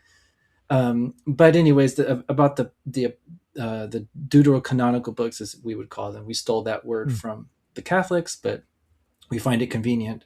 Um, the Orthodox Church has an official canon, and I think a lot of people don't really realize this because you have to really be an expert in Orthodox canon law to see it. But essentially, the canon of the North African councils, that would be, for example, the Council of Carthage in 419, was ratified by what we consider the Sixth Ecumenical Council. So this gets all into the technicalities of our canons and things, but there was a local council that said these are the books of the scriptures, and then later a council had a canon that says we receive Carthage, and then we would recognize that as stamping the canon of Carthage as being the official canon of the church. Hmm. But you still see after that people have different opinions about what books are in the scriptures. So we would say for sure everybody would agree that there's a tolerance for different opinions on the deuterocanonical books. At the end of the day, we have to be tolerant because there are different opinions. But I still think that there is a technical official canon. If you want to find it, I think you can find it. But in Mhm. general, we would receive the entire extent of the Protestant canon and the Catholic canon as a Mhm. minimum. Some people would add a few more, maybe arrange them in a hierarchy. They would say, okay, you have these proto canonical books, which are at a higher rank than these other books. There's disagreement about which books would be in which rank, but still, this idea that there's a hierarchy seems to be pretty consistent. As for my opinion, I would put third Maccabees in a second rank, fourth Maccabees in a second rank. Something like second Esdras would be in a second rank because the fathers do quote from these books occasionally. And I know in the case of second Esdras, it's even used, with the prophecy of the cross. It talks about, blood and wood and all these things. The church fathers are saying that it's a prophecy. So there's some interesting things that you can find in these books, and we do publish them. You'll find in the Slavonic Bible they include second Esdras. Greek Bibles are usually published with fourth Maccabees, and I think the Orthodox Study Bible includes first, second, and third Maccabees. But Mm. in general, we just approach it with an approach of tolerance, of saying we know that this is complicated. People are going to have different opinions. We're not going to be, laying anathemas on people who, don't agree on certain books. But there's the majority of Old Testament books we would agree on are canonical. For those few, the deuterocanonical ones, there might be some disagreements here and there. Hmm. But Yep. I'm of the opinion that there is an official canon, and that would be the canon of Carthage, which would So, essentially be the same as the Catholics. Mhm. okay, that's interesting. I was going to say because the Catholic Church does have a very set canon, at least as Yes. of the 1500s. They made Yeah. sure to really say, okay, this is exactly where we stand on this. But when Right. you mentioned having like levels there, what exactly does it mean for a book to be like at a second level? Do you still see it as inspired in some sense, or you're just saying it has great relevance to the church and should be looked at with kind of, I don't know, how would you define that second level? Because as a Protestant, it's either inspired or it's not. Yeah. So Yeah. I'm kind of curious how you define those things. Yeah. And I think we'd have the same view as the Protestants, that there's going to be inspired books and non-inspired books. Like Okay. that dichotomy exists. We would just add slap on a third category and say there's some non-inspired books which are still helpful, um, and maybe to some degree and in some places maybe the Holy Spirit spoke to somebody and he wrote that down in those books. Like how do you explain a prophecy of the cross in second Esdras, a book that nobody considers canonical? Is it possible that God spoke to this person and then they wrote that down? Yeah, it's possible, but is it the same as God speaking to Moses when he's writing Genesis? No, it's nowhere near that level of authoritative. Right. Um, Mm. but yeah, so we would say there is the canonical, divinely inspired books, the divine books of Scripture. Anything outside of that is either going to be words that the fathers use, or something like holy or venerable, ecclesiastical, readable, something Yep. like this, something that makes it not quite apocryphal, where Yeah. you want to Right. reject it because it's heretical. That would be like the Nag Hammadi, Yeah. Gnostic. So that would be heretical apocrypha. But And then there's this Mm. sort of useful in between. yeah, I was going to say some of the fathers do even use language like, now that this may be more of a translation thing, but the language is there. They do use things like second canon. That's why some Protestant scholars would pick that up and try and use that against Roman Catholics or the Eastern Orthodox to say, oh, well, look, see, even the fathers recognize that these aren't inspired books. They're this type of secondary level of usefulness for the church. So even Protestants would recognize that there is like a second canon, so to speak, or a Deuterocanon canon. Well, and Yeah, I'm glad to hear you have a you know a clear delineation between something being inspired and not.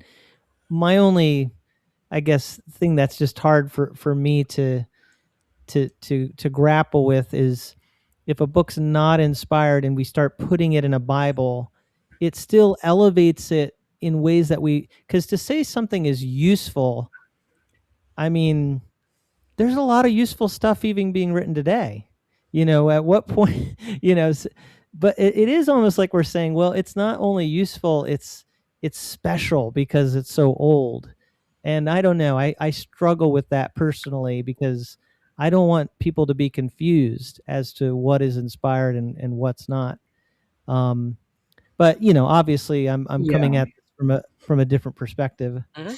I actually agree with you on that. This reminds me of when I was younger. I got like a kid's Bible, teen Bible, and they had all these like articles and pictures and notes, and eventually it just drove me crazy. I was like, I just want to read the Bible. So when I finally chose for a Bible when I got a little bit older, it was just the plain text of the Bible. It's all I wanted to see. I don't want to read There anything you else. So go. I get it. If you're holding a Bible and you want it to be only the divine scriptures, yeah, you can print that, of course. Yeah, Or you can add some other. I know that even King James 1611 had the it deuterocanonical did. books in them, It did. Yeah, but that doesn't mean that everybody who read that Bible believed that they were inspired. It's just that's right. a matter of, I don't know, participating in the church's tradition or Yeah. having educational. I don't know what their reasons were, but yeah. Hmm. Their reasons were multiple. The translators were under pressure to put them in. That was one of them. But the other part of it too was just the fact that many people within the faith also considered, okay, we don't consider these inspired, but they are useful church history. And I think that's why, Tim, I know you say you find that harder to grasp. And like a lot of people do have that view, which Yep. I get. But I think a lot of people are okay with it either being in the middle of their Bible, between the Yeah. Testaments, or at the end of their Bible, because Right. they look at it Right. and they're like, okay, this is useful to read for church history.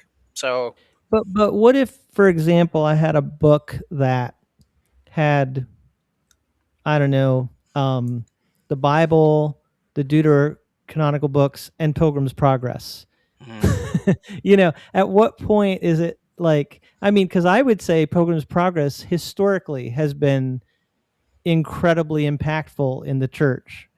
But you can see what I mean. Like it is a tough No, question. I get your point. The only thing I would say to that is, and Philip can put his point on too if he wishes, but the only thing I would say to that is the reason why these books were included or even considered as being part of the canon is because they were actually up for debate as to whether they were considered scripture or not.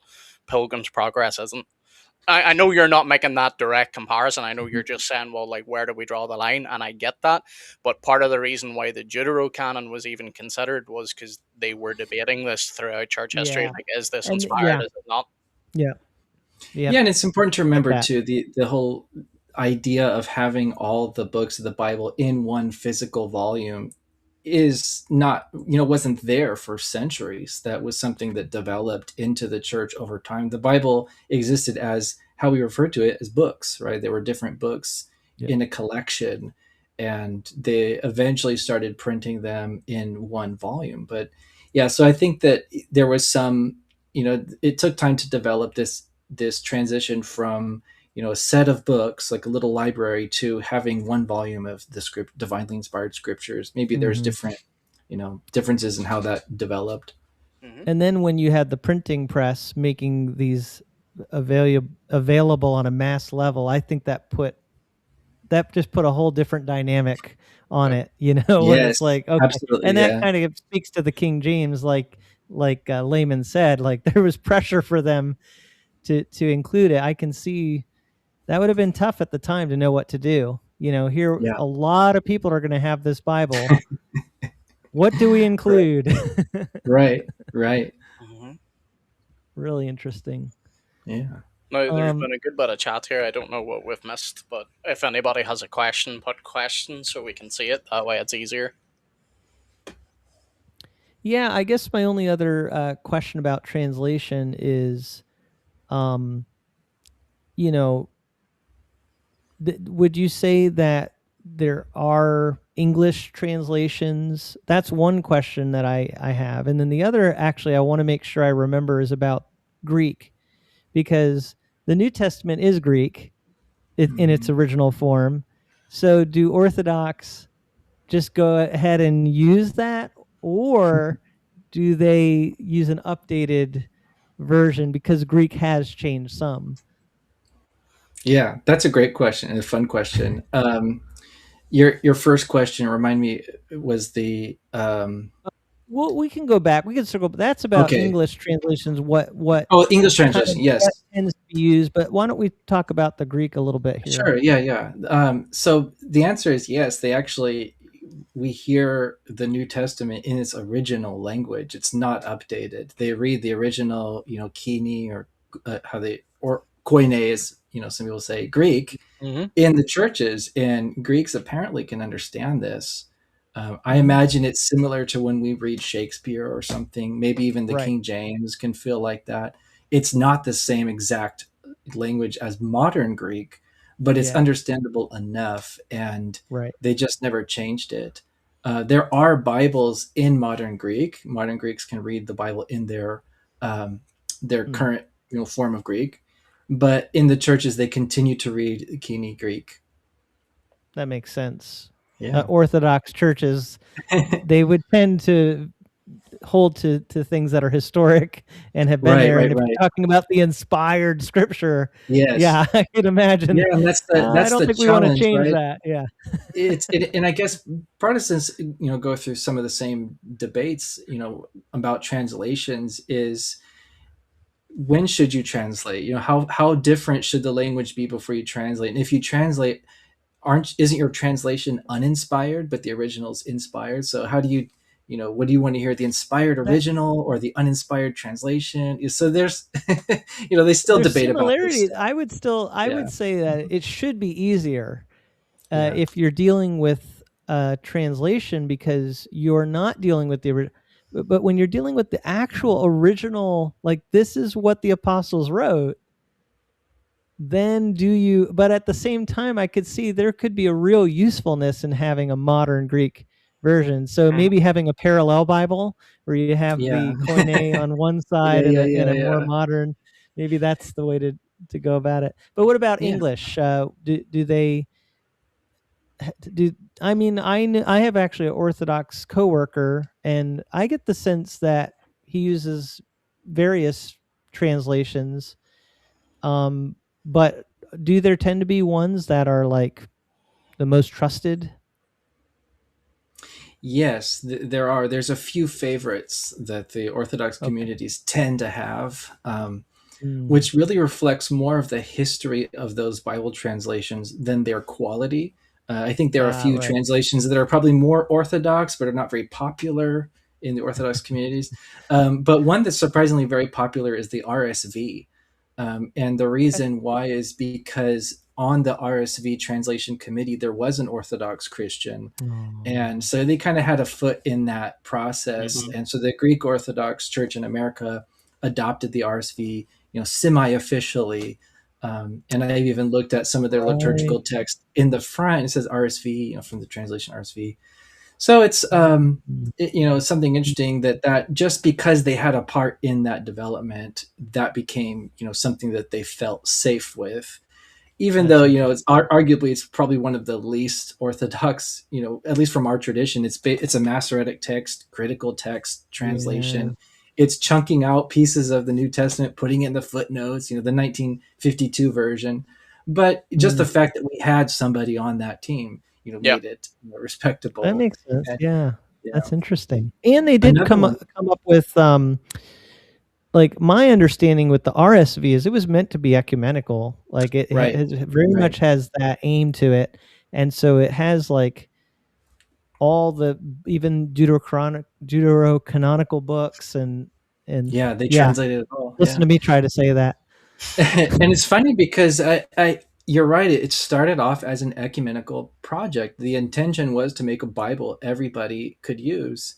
And as Yeah. far as I know, nobody uses it anymore except for probably the Orthodox, which is funny because it's the Ah, majority of its translators were not Orthodox. But I think Mhm. it's been replaced by NIV, NKJV, ESV, and so on. and the ESV is a direct descendant of the Right. RSV, and I do think now there are Catholic editions of the ESV. There is, yeah. Yes. If they ever really made an effort to do Orthodox editions of the ESV, I think it would do very well. Mhm. Yeah, some Orthodox do favor the ESV. It's one of those that's becoming popular in certain groups. Mm. Yeah, I've heard it endorsed by some priests. Oh, and then the other one I was going to say was the New King James actually has a very close relationship to the Orthodox because let me check his name here. Peter Gilquist. He was the senior editor at Thomas Nelson for like 11 years or something. And he was on the committee for the NKJV. He also led the team who developed the Orthodox Study Bible. So Thomas Nelson and the Orthodox Church have a relationship through him.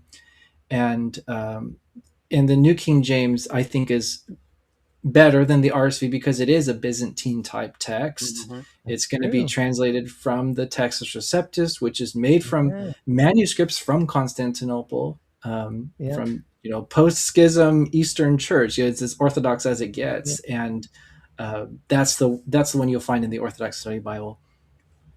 My only question about what you just said, though, because it just popped into my head, is the Johannine comma. What Mm. does the Orthodox Church uh, view? How do they view that? Yeah, this is interesting because the Orthodox Church has an official Greek New Testament. It's called the Patriarchal Text, and the Patriarchal Text was made from lectionary texts primarily. So the idea was we don't want to just take some manuscript and some scholar and make some laboratory text. We want a text that's breathed out of the life of the church. So the way that they understood to do that was to take the church's books that were being used in the churches and then sort of Yep. make a majority text from that group. And the result Right. was the patriarchal text. Well, Mm. the patriarchal text is something between the majority text and the Textus Receptus. It's a little bit Right. closer to the majority text, but it's Right. within the Byzantine family. So the question is, what about the Johannine comma? Apparently it's in there, but it's bracketed in there. And so I think that leaves the question open, is it in the majority of lectionaries? I don't know. I think you'd have to ask the original editors of the patriarchal text. As far Okay. as I know, if I had to guess, I would say that it leans toward the majority text, which excludes it. But I Mm-hmm. haven't done Mm-hmm. a deep dive into the manuscript base of the patriarchal text. It'd be a very interesting study, but it is in that text, but I believe it's footnoted or bracketed or something like that. Interesting. I'm so glad you were able to inform me about that because the New King James keeps it.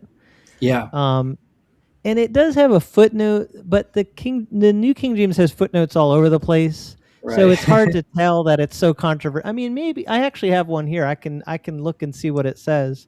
Yeah. But Yeah. In fact, I'll yeah, pull up. that's really interesting. I'm going to pull up the EOB translation, which is a translation of the patriarchal text, and just see the footnote really quickly. So Well, for you people guys who do don't that. I'll know, just this sit is here. First John 5, 7, and 8. We're looking to see about this one phrase in there that talks about three witnesses in heaven.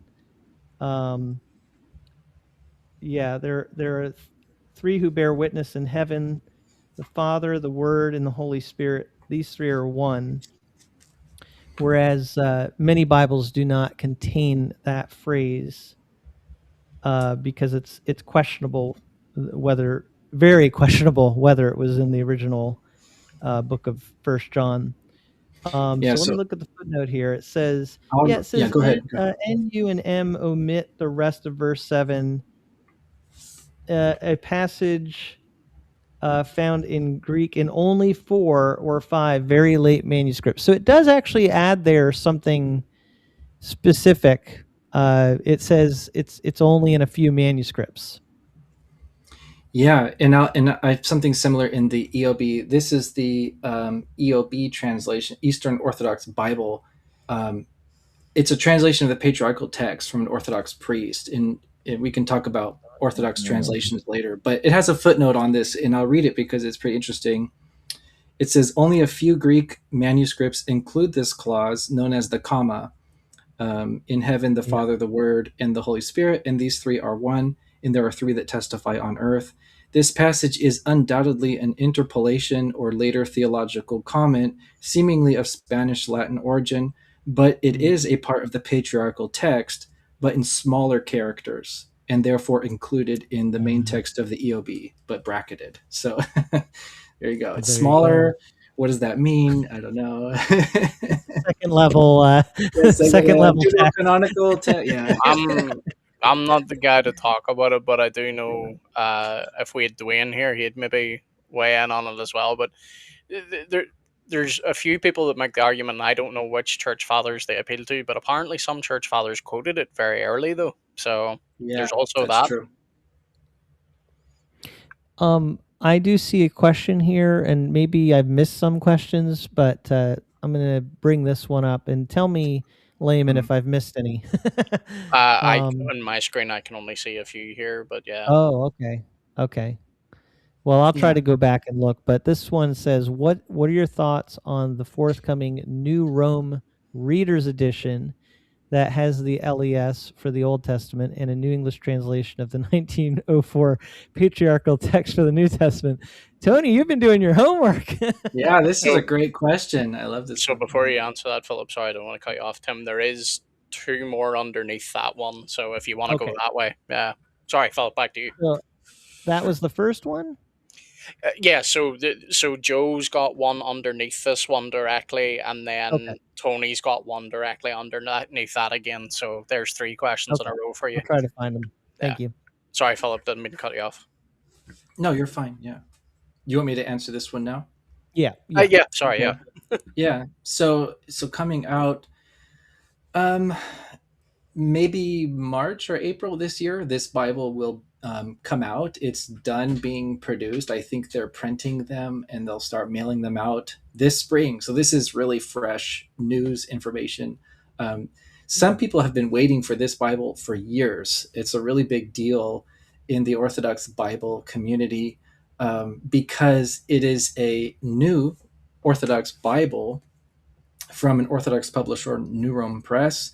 The Old Testament text is the Lexham English Septuagint. We talked about that a little bit earlier, which is a really cool translation because it's very true to the Septuagint. There's no Masoretic influence there. It's purely from the Septuagintal text, and I believe it's from Codex Vaticanus, so it's from one manuscript base.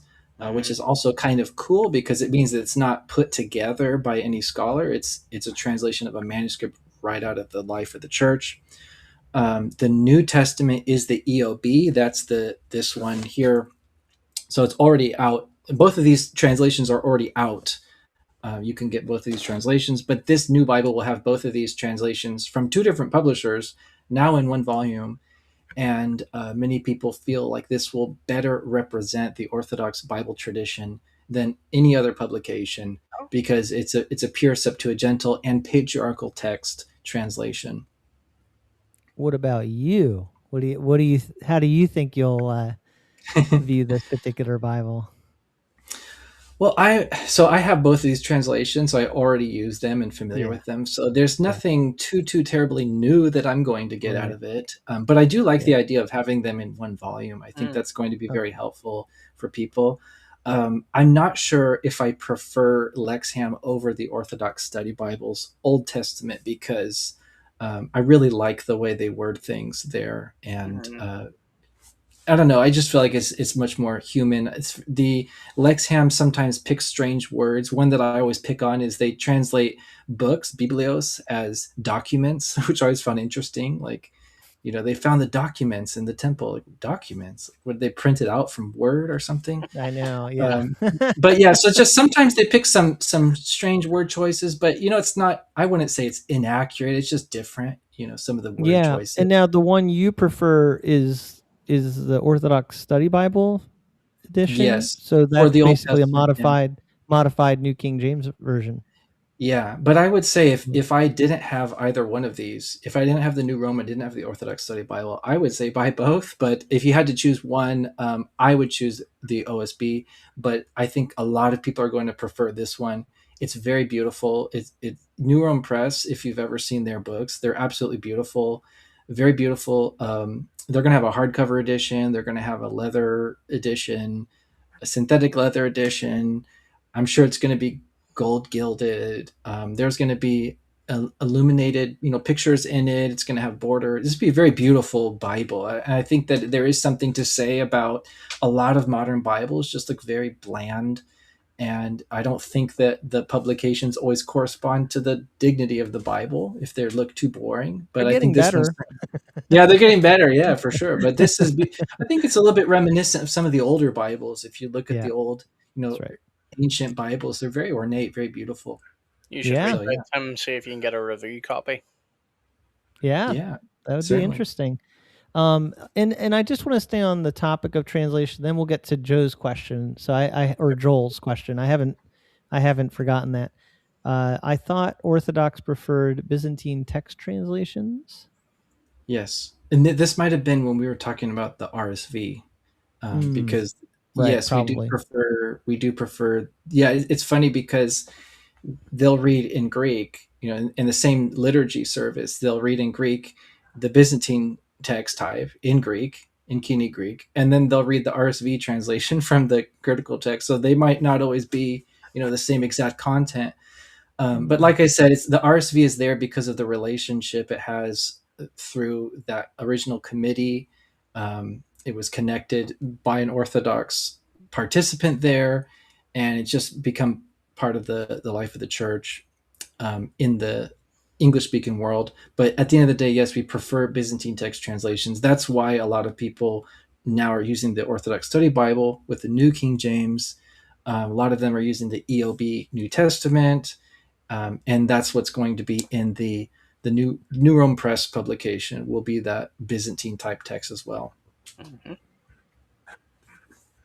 Isn't trying to think? Does Pastor Everhard does he take a Byzantine He position does. now?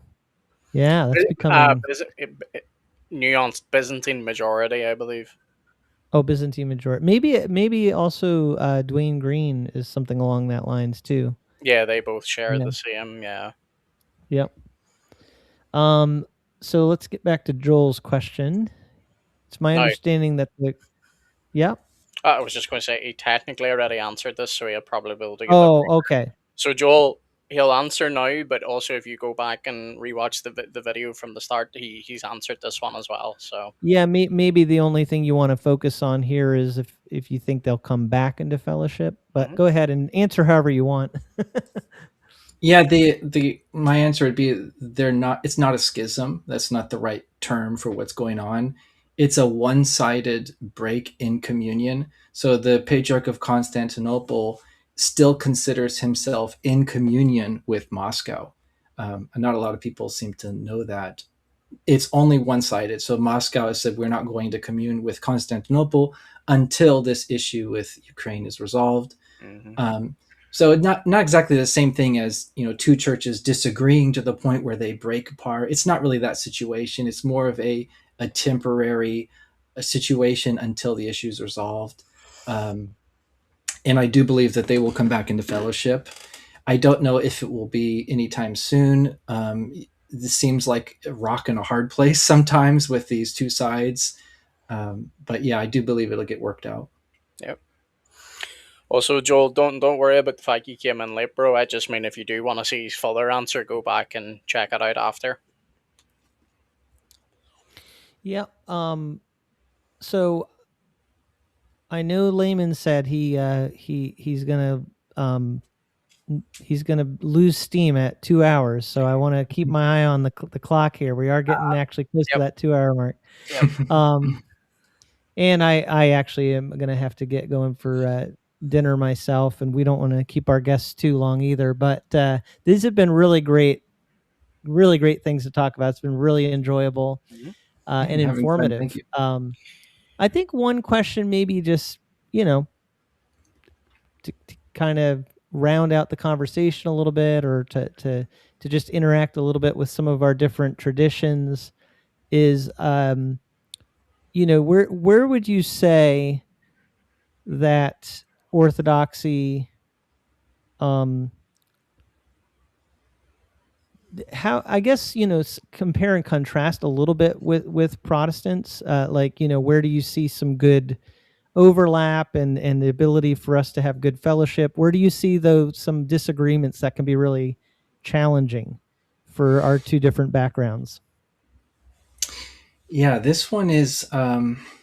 I do think about this a lot because I still have a lot of Protestant family. That's what Yeah. I came out of. I'd say the majority is still Protestant. I do have a few family members who also converted to Orthodoxy. But yeah, I often find myself in very good conversations with my Protestant family members because there is so much that we still agree on. That's good. My family is of more of a conservative strain of Protestantism. So when it comes to contemporary issues, moral issues, things like abortion, we always are going to be in agreement on those things. So we can stand side by side on any moral issues. We're fighting for families, Yeah. for life. Um, Mm. when it comes to non-Christian traditions, we could share a lot. We have the same pushback against Islam, against Jehovah's Witness, Mormons, whatever the religion may be. That's certainly something we can all, Yep. work against together, to try to help.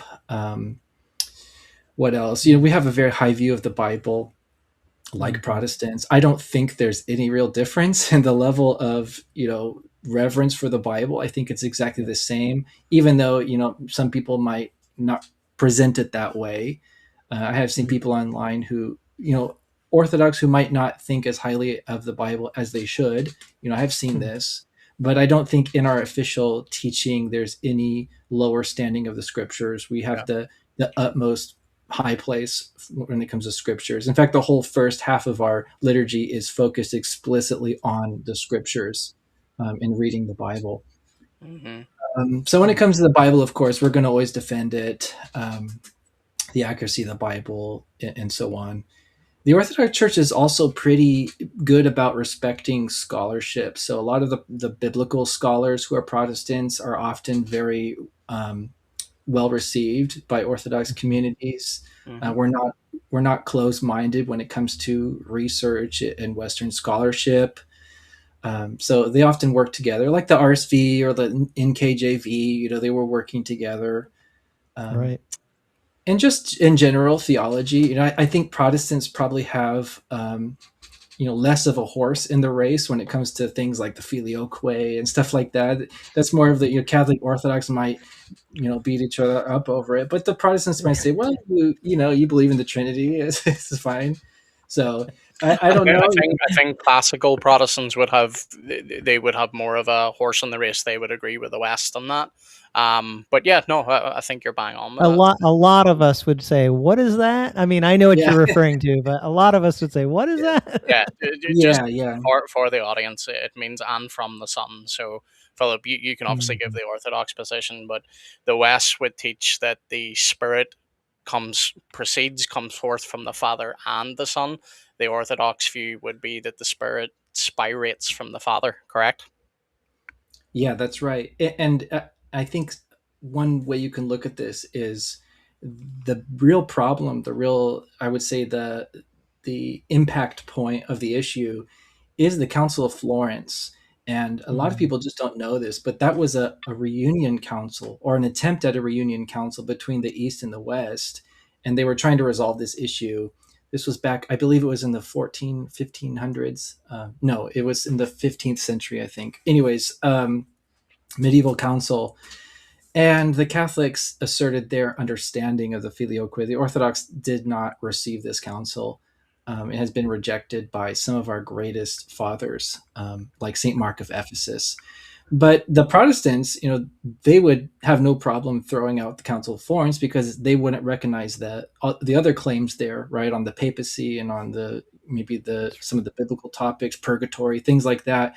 So that main obstacle that exists between Orthodox and Catholics, which is this very official blocker that an ecumenical council for Rome, we reject it. Like that's a pretty big blocker, but that blocker doesn't exist with Protestants.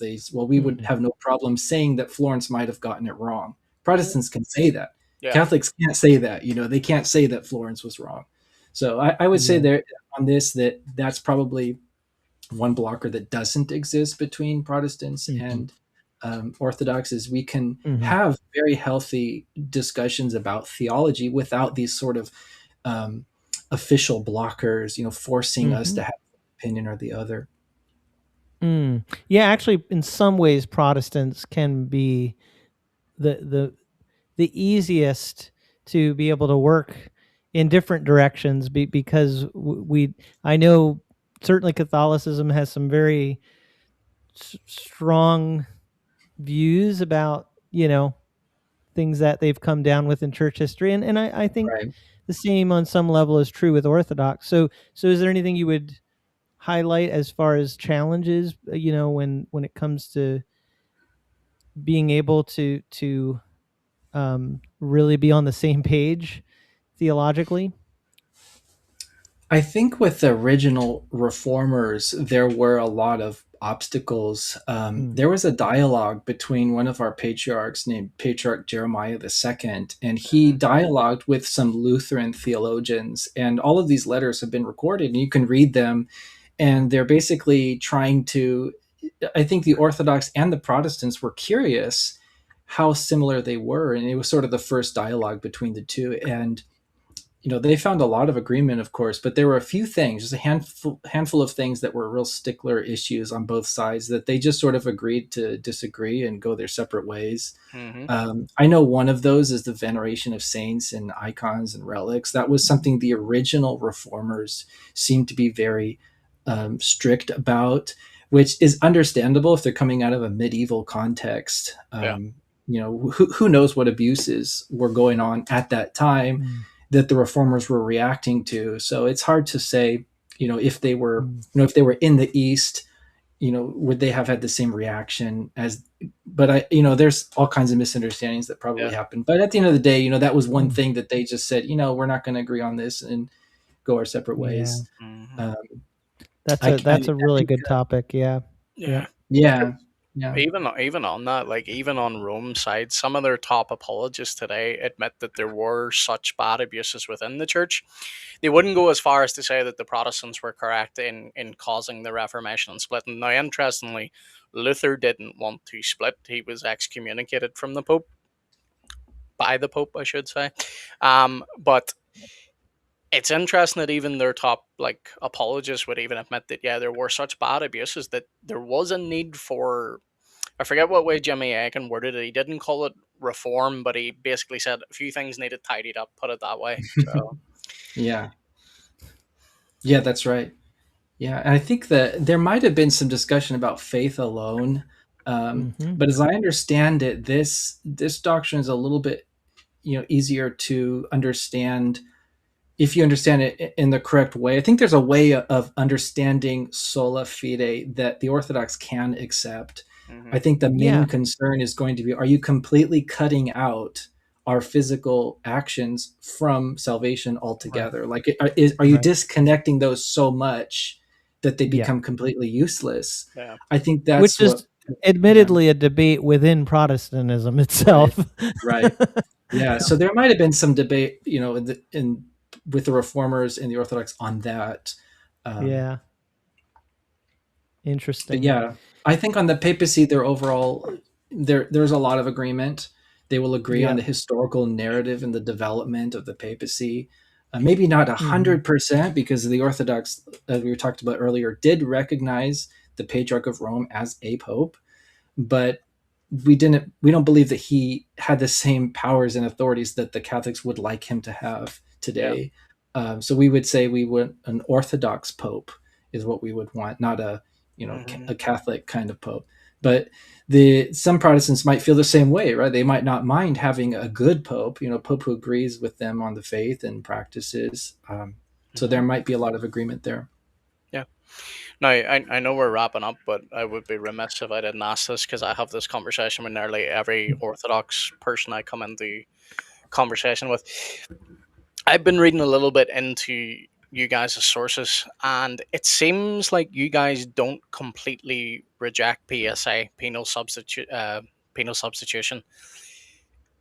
It seems to be more the legal language that Protestants use that you guys are like, okay, we see this in a slightly different light. But would I be correct in saying you guys don't completely reject PSA?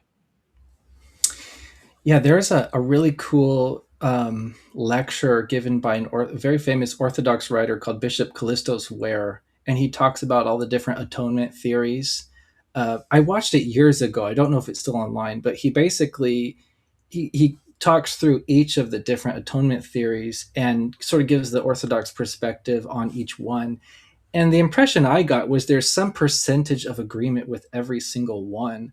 There might be some ways of talking about that atonement theory that we can't accept.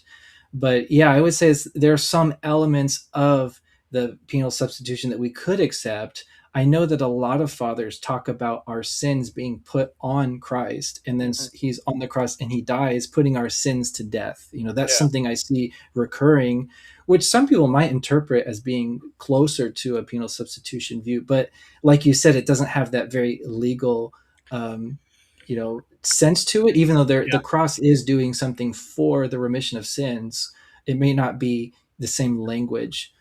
So yeah, there's definitely some room for discussion on that one. Yeah, I think the biggest, and even I disagree with this because I think this would be a butchering of what the magisterial reformers actually taught. But you will get some modern Protestants today that teach that upon the cross that the Father could not even look at the Son that he turned away. We don't teach that in or understanding a PSA. So I can understand why the East, and I'm saying that generally, not encompassing all of you, but let's just say some Eastern apologists online, a lot of them are very opposed to PSA because their understanding of PSA is that we teach that the Father could not even bear to look at the Son. To which we would say, no, that's not what we teach. So that's interesting to clear up. So, Yeah, and I Yeah. think that as I'm processing this, I think our main concern would be, is the problem with humans or is the problem with God? Is he mhm, trying to satiate himself, his yeah, own anger? He needs to do something to us to punish us so that he feels better. hmm, Or is it the other way around, that by the cross he's saving us and healing us and giving us eternal life? Which is it? And I think some of the language that we hear makes it sound like it's God's problem. He's hmm, angry, he's upset, so he has to do something to make himself feel better. And I think yeah. that's the point. We'd say no, that God doesn't need to do anything to feel better. We need God to make us better. That's why I would argue, and again, we'll not get into this now. We can maybe do another show on this. I would say that any reformed person that's teaching that aspect of PSA doesn't quite understand PSA. We we don't historically understand that the Father needs to be appeased in that manner because one of the critiques that we would have against Islam is how Allah operates as well. And this is something that often gets thrown back on to reformed believers. They would look at that and say, "Oh well, who's God paying? Is God paying himself? Does he need to be paid?" We don't operate with that language. We just understand that the the what's the word? I'm tripping over myself now. The result of sin, it's not the word I was looking for, is death. God being a just God, a death needs to be met. In the Old Testament, he gave animals for covering. Ultimately, in the New Testament, he covers us with the blood of his son. That's a gracious act. It's not God trying to pay himself or trying to pay. It's just very simply the result of disobedience, of sin, is death. Like that's it. So anyone that would take that to PSA where God is somehow paying himself, no. So I would understand why someone would have an issue with that. Yeah, for sure. All right. Well, we're getting to this 2-hour mark, so we're gonna wind it up here. I do want to say that I really enjoyed this, and Me too. Thank you. if you would like to come back on sometime, Yeah. one idea that I have, Philip, is when that new Bible edition comes out, Yeah, if that I would can be get a fun. copy of it, it'd be fun to talk about that together Yeah, and talk even absolutely. more about Bible translation and that specific topic. I actually, at the end of this month, have someone from the publishing company for the simplified King James version, the SKJV, is going to be coming on the channel to talk about that Cool. modified version of the King James version. So Yeah, I would love That'll to go. do that. Yeah, for sure. that'd be great. I was Cool. going to Well, say that video Tim will go down with the KJV only crowd. it's going to be interesting. Well, it's been great. Thank you everybody in the audience too for as always your great interaction and good questions. There's a good And number watching on X as well here. yeah, this has been really enlightening. I know for me, there's always so much more to learn.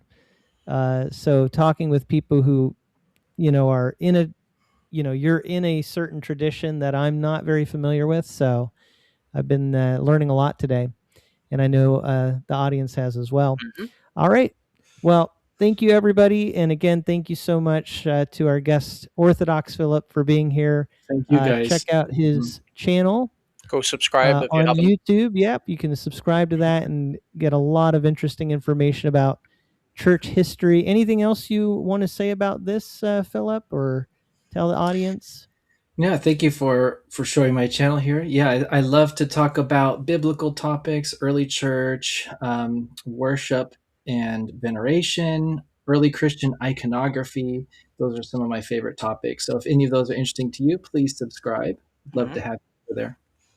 And he will hopefully be in some debates very soon. Yeah, Oh, yeah. hopefully so.